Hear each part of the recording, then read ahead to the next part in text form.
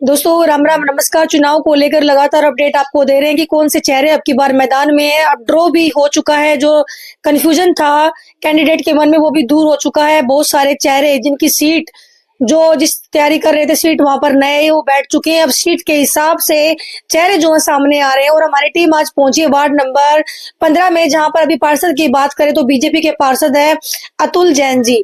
तो ward number 15 में हम पहुंचे और इस वक्त हमारे साथ हैं अशोक गुप्ता जी। तो चुनाव को लेकर इनसे बातचीत करते हैं। सर स्वागत है। अशोक गुप्ता बीजेपी से जी, वार्ड नंबर 15 से। जी सर, अगर आपकी सबसे पहले बात करेंगे, आपने पढ़ाई कहाँ तक की है? मैंने मैट्रिक की है जी। मैट्रिक? हाँ जी। 1982 में मैंने मैट्रिक की है जी। हाँ। बिजनेस क्या रहा सर आपका? बिजनेस मेरा राइस ट्रेडिंग का काम था दिल्ली पे, जी। जो अभी लॉकडाउन में काफी पैसा मेरा मर गया था, तो मेरा बिजनेस खत्म हो गया था। एक संपन्न परिवार से है। हाँ, बहुत सीधे साधे परिवार जो हूँ। पीछे अगर जाए तो आप मैं 21 साल का बेटा भी रहा हूँ, खेती बाड़ी भी हमने की है। जी। बहुत ही साधारण परिवार से मैं रहा हूँ जी। तो सर फैमिली में कौन कौन है? फैमिली में 2 बेटियां थी, उनकी शादी हो चुकी है। बेटा है वो गुड़गांव जॉब करता है, हफ्ते में 1-2 बार आता है, बस बाहर जॉब करता है। तो अशोक गुप्ता जिस वक्त हमारे साथ है, जो एक किसान परिवार के बेटे भी रहे हैं और एक अच्छे बिजनेसमैन भी जो है रहे हैं और परिवार की जिम्मेदारियां निभा चुके हैं। अब अगर राजनीति की बात करें सर, कितने पुराना संबंध आपका राजनीति से रहा है? देखिए मैडम, वैसे तो मैं बंसीलाल जी के टाइम से राजीव जैल जी से जुड़ा था, तो उसके बाद मैं 2003-4 में मैं पूरी तरह से बीजेपी में हो गया हूँ मैं। और राजीव जैन जी के साथ मैंने खूब काम किया है। और 2019 से मैं माननीय श्री ललित बत्रा जी और मोहनलाल बड़ौली जी से मैं जुड़ा हुआ हूँ और निरंतर पार्टी के लिए काम कर रहा हूँ। और करीबन 17-18 साल से मैं पार्टी का सोशल वर्कर भी हूँ। अशोक गुप्ता जी के बारे में एक बात और आपको बताना चाहूंगी, गरीब कन्याओं का सामूहिक विवाह में भी काफी योगदान जो है अशोक गुप्ता जी करते हैं और भी काफी सामाजिक सेवा जो है करते हैं। उधर आप देख सकते हैं काफी सारे मेडल जो है इनको नजर आ रहे हैं, तो उसके बारे में बातचीत करेंगे। सर क्या कुछ विषय है ये देखिए मैडम, समाज के अंदर हर तबके का आदमी होता है।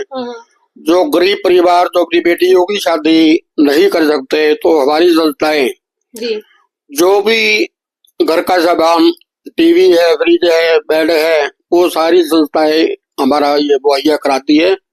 और प्रॉपर स्टेज पे जयमाला होती है, सारे खाने का प्रबंध किया जाता है। बाकायदा एक हमारे घर में जो नॉर्मल शादी होती है उसी तरह से उनकी शादी करते हैं जी। मतलब लड़का लड़की घर वालों को ही देखने पड़ते हैं, फिर आपको आपसे संपर्क किया जाता है? हमारे से संपर्क करके वो हम पेरोल के डॉक्यूमेंट्स लेते हैं, उनको वेरीफाइड करके तभी ही आगे कदम बढ़ाते हैं। क्या नाम है आपकी संस्था का?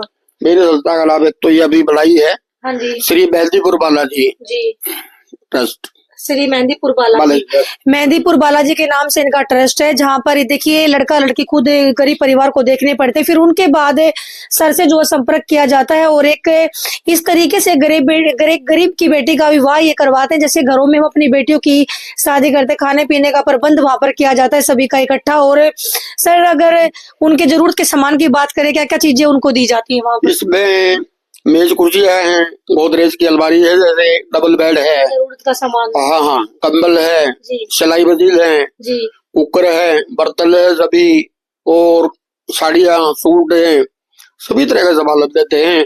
पजेबे हैं, चुटकियां हैं, ये भी सामान हम लोग उनको देते हैं। देखिए कुछ लोग इस बात का इशू भी जरूर बनाते हैं, लेकिन देखिए लड़के की जरूर कोई भी माँ बाप अपने लड़के की शादी करता है तो उसका एक सपना होता है कि जरूरत का सामान जो उनकी बेटी आगे जाकर यूज कर सके वो जरूर देने का प्रयास करते हैं।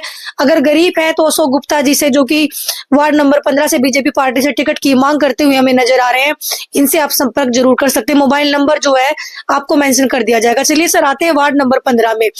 वार्ड नंबर 15 की बात करें तो अतुल जैन जी अभी पार्षद हैं, हमारे बीजेपी पार्टी से हैं, लेकिन समस्याएं इतनी नजर आ रही हैं, ऐसा क्यों? समस्याएं मैडम देखो, कुछ तो कार्यशैली का भी फर्क पड़ता है जी। इस टाइम लोगों में कुछ नाराजगी है, लेकिन लोगों की नाराजगी भी पूरी तरह से पूरी नहीं की जा सकती, क्योंकि कुछ मांगे जो लोगों की होती है ना वो नाजायज भी होती है। मैं आपको छोटा सा एक एग्जाम्पल देता हूँ। मेरे ही एक मिलने वाले थे, उन्होंने कहा भाई सीवरेज ब्लॉक है, इसको कराइए। उसने मेरे से बोलना छोड़ दिया। ये तो गलत है। जो चीज आधारित कार्यशैली में हम वही काम करवा सकते हैं। सर ये तो मेरे ख्याल से वो बात होगी, मैंने भी कई बार शिकायतें सुनी थी कि सरकार का काम होता है सीवर लगवाना, उनकी सफाई करवाना, लेकिन लोग क्या करते हैं कि घर का कूड़ा कचरा भी सीवर में डाल देते हैं। तो इसमें सरकार तो आके साफ नहीं करे, क्या क्या राय है इसमें? मैम दो चीज, एक तो नाजायज जो लोग कलेक्शन करते हैं विदाउट परमिशन के। हाँ जी। जो पीने के पानी में जो सीवर का पानी आता है वो उसका कारण यही है जी।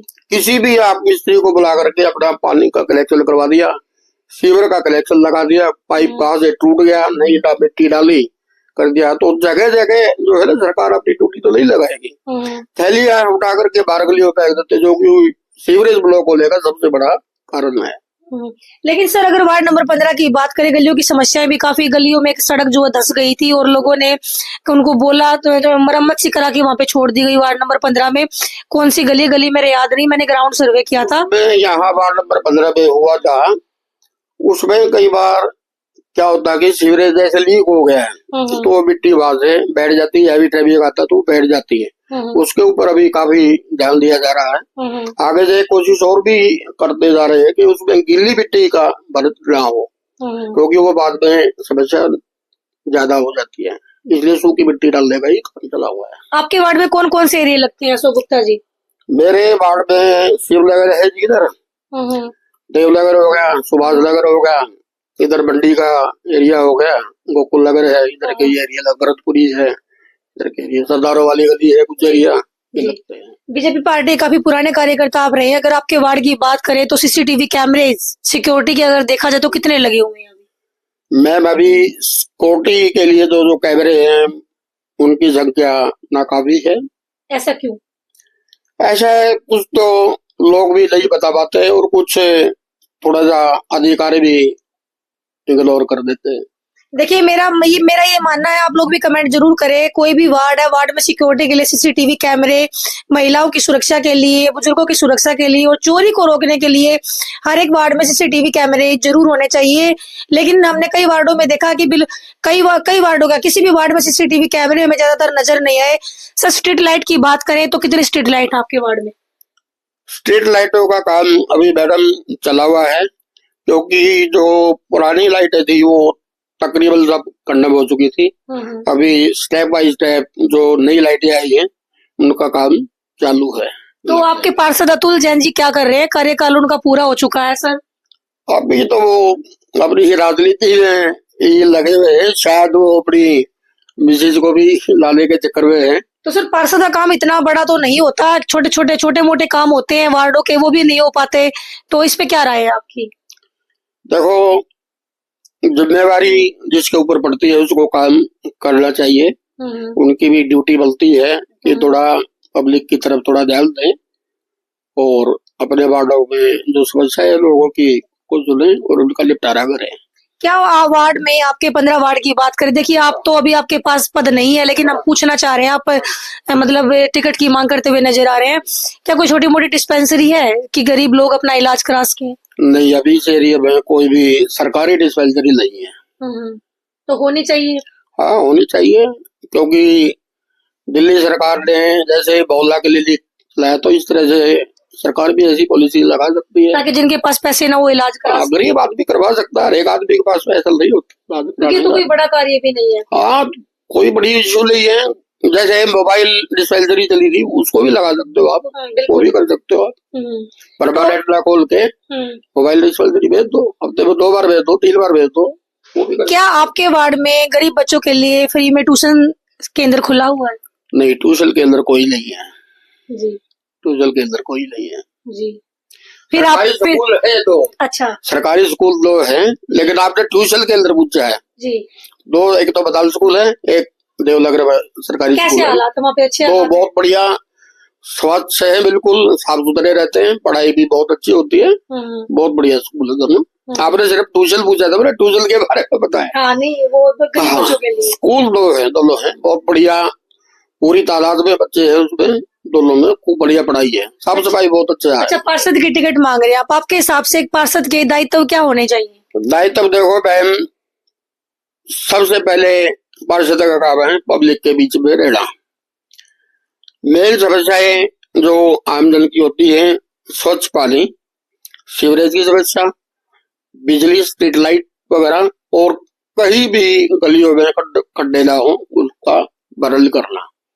बाकी जो और समस्याएं हैं वो तो धीरे धीरे स्टेप बाय स्टेप चलती रहती हैं, लेकिन मेन समस्या जो है ये 4-5 चीजें हैं।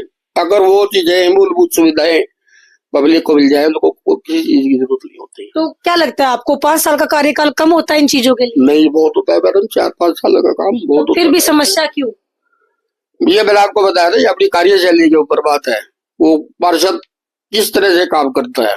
मैं बगैर पार्षद रहते हुए भी अपने एरिया में सीवर का, पानी का, स्ट्रीट लाइट का काम मैं खूब खड़ा होकर मैं करवाता हूँ। मेरे अंदर एक जल सेवा करने का शुरू से ही वो रहा है जज्बा। आप ये देख सकते हो, शुरू से मैं सामाजिक कार्य में लगा हुआ हूँ, और मैं अपना पद लिखता भी नहीं हूँ, मैं तो अब समाज से भी लिखता हूँ जी। अच्छा, इतना लेट, काफी पुराने कार्यकर्ता आप रहे, लेकिन लेट राजनीति में आने का कारण? मैं आपको पुष्पा जी बता दूं, अभी भी मेरा कोई मूड नहीं था। अच्छा। पर मेरी कार्यशैली को देख करके मेरे जो दोस्त हैं, जो एरिया के लोग हैं, उन्होंने मुझे इस चीज के लिए फोर्स किया है। तो मैंने भी फिर थोड़ा सा, चलो भाई सेवा में थोड़ा और उतर जाए आगे, और बेहतर तरीके से थोड़ा सा पावर भी, सबको मौका है, पावर भी थोड़ी आ जाती। देखो अब मैं काम कराऊंगा तो मुझे चक्कर काटने पड़ते हैं, फोन करवाना पड़ता है, उसमें थोड़ा सा खुद बोल करके काम करवा सकता हूँ मैं। अच्छा, मुझे एक चीज और बताइए, अगर बीजेपी सरकार आप पर भरोसा दिखाती है, आपको टिकट दे दी जाती है, तो जनता भी आप पर भरोसा करते है, तो सबसे पहला ऐसा कार्य क्या जो आप करवाना चाहेंगे अपने वार्ड में? मैडम, मैंने आपको यही बताया है, सबसे पहले मेरी प्रायोरिटी रहेगी स्वच्छ पानी मुहैया कराना, क्योंकि जल ही जीवन है। गंदा पानी पीने से आपने अभी कई केस सुने भी होंगे, लोग बीमार पड़ते हैं, डायरिया हो जाता है, उल्टियां लगती, दर्द लगती। पानी के ऊपर मैं सबसे पहले फोकस करूंगा। दूसरा सीवरेज है, फिर मैं कोशिश करूंगा कि कैमरे भी मैं लगवाने की कोशिश करूंगा, क्योंकि इससे थोड़ी सुरक्षा सुनिश्चित हो जाएगी जी। तो लास्ट में अपने वार्ड के लोगों को क्या संदेश आप देना चाहेंगे? बस मैं तो वार्ड के लोगों से एक ही बात कहता हूँ, भाई जो आदमी अच्छा काम करता है उसको वोट दें, हम पार्टी के साथ हैं। पार्टी अगर सिंबल पे लड़ाएगी तो लड़ेंगे, नहीं तो जिसको टिकट देगी हम उसके पार्टी के साथ हैं जी।